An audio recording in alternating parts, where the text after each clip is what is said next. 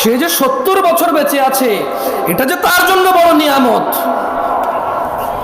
সেটাকে তুচ্ছ মনে করে। বাংলাদেশিদের কাছে টাকার উপরে কোনো রিজিক নাই,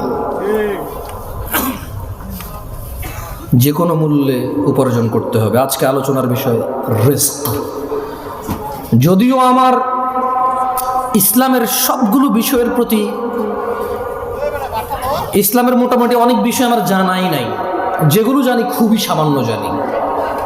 এর মধ্যে ওমা তৌফিকি ইল্লা বিল্লাহ, আল্লাহ যতটুকু সামর্থ্য দেয় নিজের মতো করে কোরআন ও সুন্নাহ আপনাদের সামনে তুলে ধরার চেষ্টা করব রিজিক নিয়ে।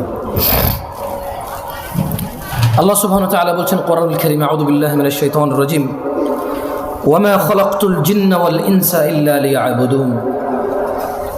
আর আমি সৃষ্টি করেছি জিন এবং মানুষ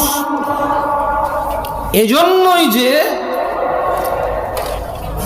যাতে তারা কেবল আমি আল্লাহর ইবাদত করে।